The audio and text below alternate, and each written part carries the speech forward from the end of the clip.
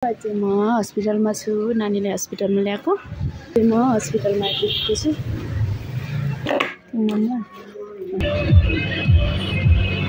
हस्पिटलबाट निस्केर बाहिर आइसक्यो।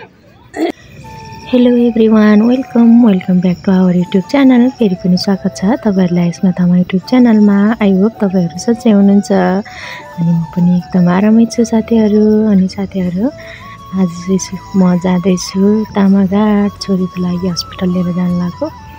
छोरी एकदम बिरामी भयो नि त, त्यही भएर उसलाई हस्पिटल लिएर जाँदैछु साथीहरु। मेरो भिडियोलाई फुल वाच गरेर अन्तिमसम्म हेर्दै गर्नु होला। अनि मेरो भिडियोलाई like, comment, share and subscribe पनि गर्न नबिर्सिनु होला साथीहरु। अनि साथीहरु अहिले चाहिँ हामी पुगेको छ लामडाँडा भन्ने ठाउँमा पुगेको छ। हामी चाहिँ पलाउँच हुँदै निस्केको साथीहरु। हामी चाहिँ अब के भन्छ दोलालहटपट्टि नि अब गाडी बन्दै गाडीले रोड बनाउँदै छ अरे, त्यही भएर त्यता नि बन्द रहेछ। अनि यता बर्धमानपट्टि नि गाडी नजाने भएर अनि बाटो बन्द रहे त्यता पनि। अनि बाटो चाहिँ बनाएकै हो तर अहिलेसम्म बसहरू चाहिँ त्यहाँबाट चालु भएन रे, त्यही भएर हामी चाहिँ पलाउँच हुँदै गएको साथीहरु। पलाउँचबाट चाहिँ एकदम टाढा हुन्छ कि फेरि उता दोलालघाटबाट र के अरे बर्धमानबाट भन्दा नि एकदम टाढा हुन्छ त्यहाँबाट चाहिँ। अनि अहिले चाहिँ म बसभित्र बसेर भ्लग स्टार्ट गर्दैछु साथीहरु। के गर्नु, नानीले गर्नै दिँदैन। घरैबाट भ्लग स्टार्ट गर्थेँ साथीहरु, तर के गर्नु पानी नि परेको थियो कि सिमसिम पानी नि परेको थियो, त्यही भएर मैले घरबाट चाहिँ भ्लग स्टार्ट गरेन साथीहरु। अनि बसभित्रबाट चाहिँ भ्लग स्टार्ट गरेको साथीहरु, माइन्ड नगर्नु होला। अनि मेरो भिडियोलाई अन्तिमसम्म फुल वाच गरेर हेर्दै गर्नु होला। अनि हामी चाहिँ अब लामडाँडाबाट निस्क्यौं साथीहरु। त्यहाँबाट चाहिँ अब त्यस्तै 10-15 मिनेट लाग्छ त्यहाँ पुग्न, के अरे तामाघाट पुग्नलाई। त्यहाँ पुगेपछि म सिधै जानुपर्छ हस्पिटल। नानीलाई सिधै हस्पिटलमा इमर्जेन्सीमा के अरे लानुपर्छ के भयो कि भनेर। अनि त्यही भएर साथीहरु मेरो भिडियोलाई अन्तिमसम्म हेर्दै गर्नु होला है त।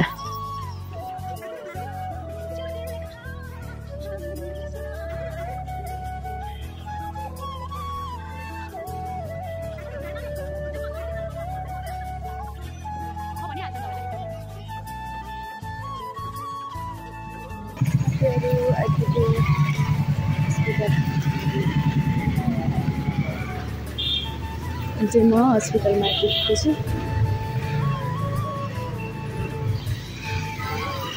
समाज कल्याण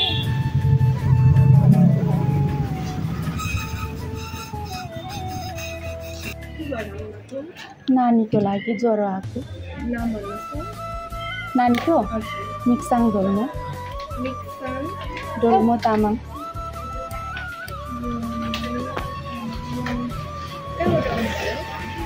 हिमाल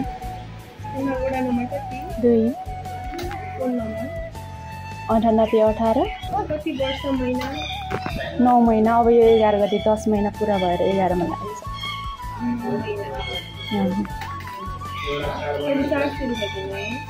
400 रुपियाँ।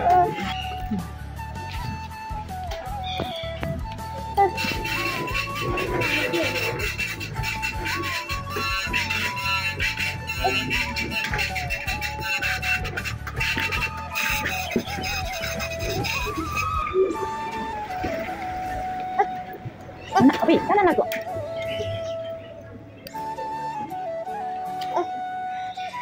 Pin nomor जानु है।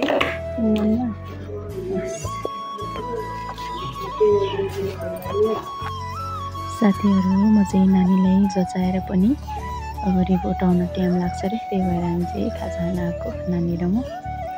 अनि मेरो नानी चाहिँ हेर्नु न त्यहाँ बिरामी भएर कस्तो निच्च पारेर बसिरह। मोमो चाहिँ मैले मोमो अर्डर गरेको थिएँ खाजामा चाहिँ।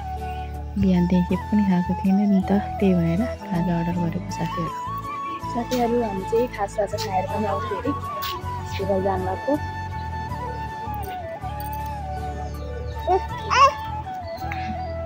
के रहेछ? गाडी हो साथीहरु। अहिले चाहिँ हामी खाजा खाएर पनि फेरि जान लाग्को छु रिपोर्ट लिन।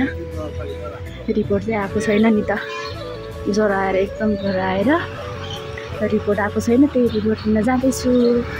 10-15 मिनट पछाडि आउँछु।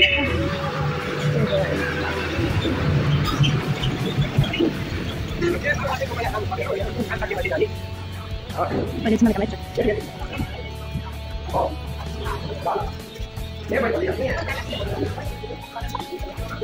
हस्पिटलमा छु, नानीले हस्पिटलमा ल्याएको अनि पुरै जाँच गरिसक्यो। अब रिपोर्ट पनि आइसक्यो। अब डक्टरलाई देखाउनु छ अनि त्यो पालो छ, त्यो पालो त्यो सुत्दैछु, रुँदैछु, कतिखेर आउनुसम्म। पसिनाको हेर्नु न, घाम लाग्न लागिरहेको छ।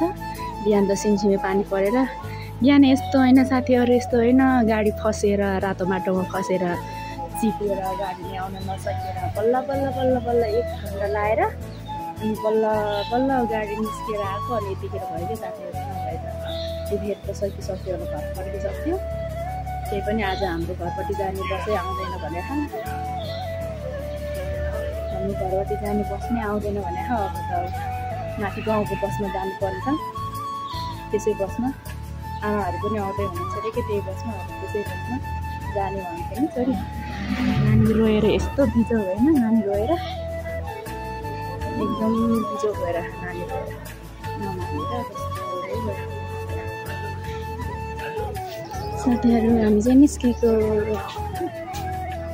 हस्पिटलबाट निस्केर बाहिर आइसक्यो। अब चाहिँ हामी जान लाग्यो घरमा, फर्किन लाग्यो। बस्यौँ त्यहाँ माथि आउँछ अनि चाहिँ हामी हस्पिटलबाट निस्केर पनि जाँदैछु।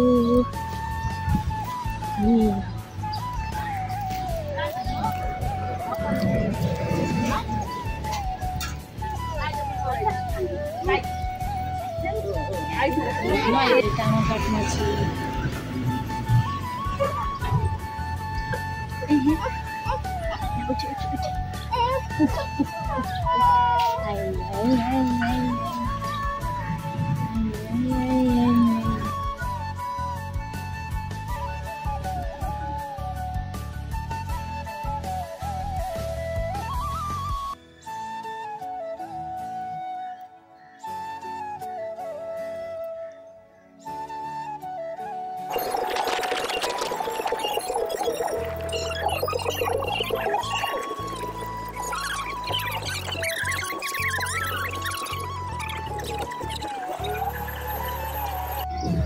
साथीहरू अब लाग्यो घरमा।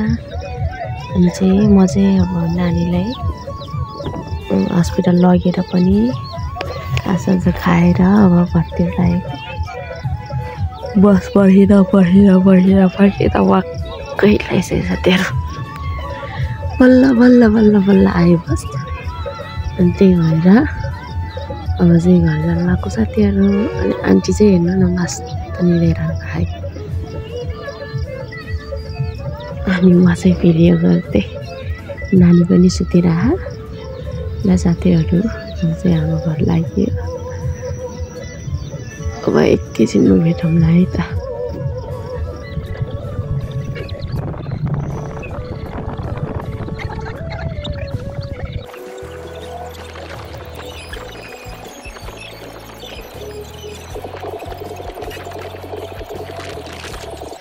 साथीहरू हामी चाहिँ बर्दिमनमा आइपुग्यो। अब चाहिँ यहाँबाट तलतिर जानुपर्ने मान्छेहरूको मासतिर लाग्छ। अब तलतिरबाट गाडी जाँदैन। अनि आज चाहिँ हाम्रो बसै आएन रहेछ कि साथीहरू। थोरै पानी आयो कि अब माथितिरबाट त गाडी आउँदैन। जो होला ठुलो आउँछ अनि बाटो चिरिन्छ भनेर उहाँको होला सायद। हामी त्यहाँबाट उकालो चढ्नुपर्छ साथीहरू। पुरै तेर्सो अनि ओह्रालो झर्नुपर्ने मान्छेहरू उकालो चढेर लेख्नु खोजेर माथि गाउँबाट हिँडेर आउनुपर्छ साथीहरू है।